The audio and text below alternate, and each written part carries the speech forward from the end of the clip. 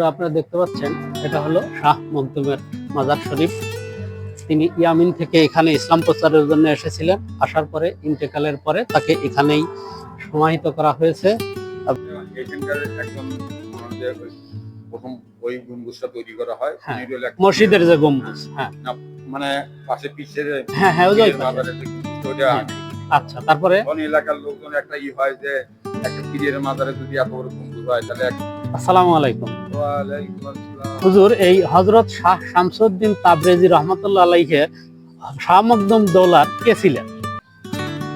বন্ধুরা, আমি এখন দাঁড়িয়ে আছি, দেখতে পাচ্ছেন হযরত শাহ শামসুদ্দিন তাবরেজি রহমাতুল্লাহ আলাইহির মাজারের সামনে।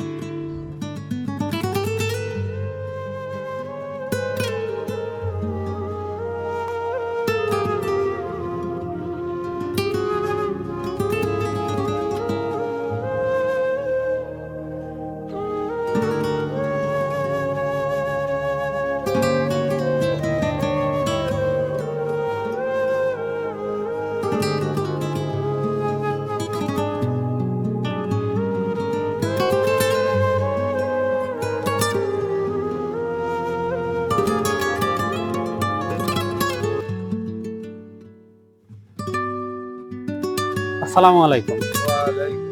হুজুর, এই হযরত শাহ শামসুদ্দিন তাবরেজি রহমাতুল্লাহ আলাইহি শাহ মখদুম দৌলার কে ছিলেন?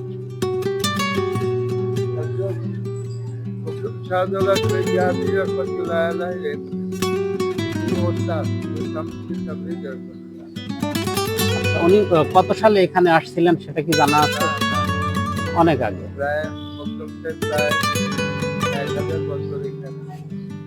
এই হযরত শাহ শামসুদ্দিন তাবরেজি রহমাতুল্লাহ আলাইহি কি এই শাহ মখদুম দৌলার আগে আসছিলেন? একসাথেই আসছিলেন। আচ্ছা, ইনি কত সালে মারা গেছেন সেটাও আপনারা জানেন না?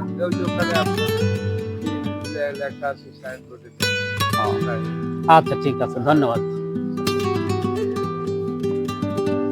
আপনারা দেখতে পাচ্ছেন মাজার শরীফ হযরত মখদুম শাহ দৌলা শহীদ ইয়ামিনী রহমতুল্লাহ আলাইহির মাজার। এর ভিতরে আমি যতটুকু সম্ভব আপনাদেরকে দেখানোর চেষ্টা করব।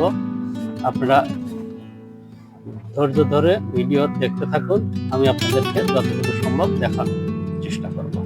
বন্ধুরা, আপনারা দেখতে পাচ্ছেন এটা হলো শাহ মখদুমের মাজার শরীফ। তিনি ইয়ামিন থেকে এখানে ইসলাম প্রচারের জন্য এসেছিলেন। আসার পরে ইন্তেকালের পরে তাকে এখানেই সমাহিত করা হয়েছে। আপনারা দেখতে পাচ্ছেন আমি এখানকারই একজনের সাক্ষাৎকার নেব। আপনি এখানে কি দায়িত্বে আছেন? দরবারের খাদেম।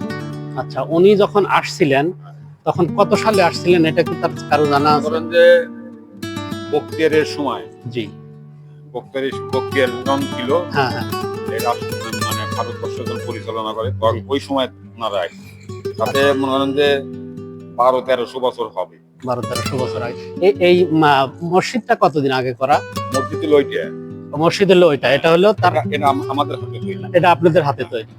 মনে করেন যে 1984-83 দিকে মনে করেন যে কাজ শুরু করে। ওই মসজিদটা কি উনি করছিলেন? হ্যাঁ, ওনার হাতেই তো। এটা কোনো গাইবি না। অনেকেই বলে যে এক রাতে হইছে, কিন্তু এদের অলৌকিক শক্তির মাধ্যমে। আচ্ছা আচ্ছা, ওনারা কতজন আসছিলেন এখানে? এনারা আসছিল মনে করেন যে 360 জন আউলিয়া হলো মেইন। আচ্ছা, তার মধ্যে মেইন আসলে 12 জন। 12 জনের মধ্যে এই হযরত শাহ মখদুম দৌলা ইয়ামিনী একজন, আর হলো শামসুদ্দিন তাবরেজি, যেটা আমরা গেটের সামনে দেখলাম। হ্যাঁ হ্যাঁ, এখানে এই দুইজনই ছিল। আচ্ছা, ঠিক আছে, ধন্যবাদ। ওই যে বাদাল বাড়ি নাকি? বাদাল বাড়ি, ওখানে আছে শাহ হাবিবুল্লাহ। তার মানে এই এলাকায় এই 3 জন আসছিলেন। এই 3 জনই ইসলাম প্রচার করছিলেন। আচ্ছা, ঠিক আছে। আচ্ছা আচ্ছা আচ্ছা, ঠিক আছে, ধন্যবাদ।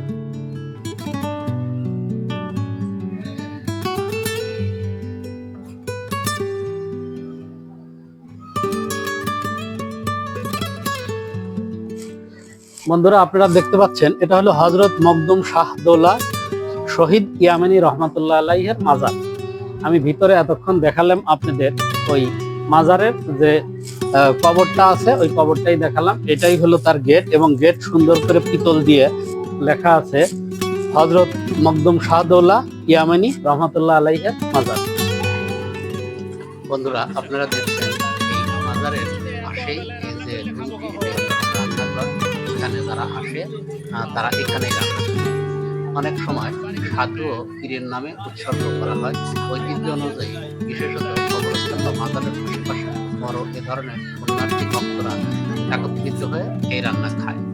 খাবারের মধ্যে থাকে বিভিন্ন ধরনের মিষ্টি, বিরিয়ানি, খিচুড়ি এবং ভাজা পোড়া। আপনারা আজ যে রান্না দেখছেন তা হলো খিচুড়ি। মাজারের রান্নায় বিশেষত্ব হল তার স্বাদ এবং উপস্থাপন। মাজারের খাবারে সাধারণত ব্যবহৃত হয় দেশীয় এবং সৎ উপকরণ। মাজারের রান্নার ক্ষেত্রে প্রধান উপাদান হিসেবে চাল, মাংস, বিভিন্ন ধরনের মশলা, তাজা ফল এবং খেজুর ব্যবহৃত হয়। মাজারের রান্নায় মশলা খুবই গুরুত্বপূর্ণ, তবে তা অত্যাধিক ঝাল ও তীক্ষ্ণ হয় না, বরং একটি মৃদু মিষ্টি স্বাদ থাকে, যা রান্নাকে আরো সুস্বাদু এবং উন্নত করে তোলে।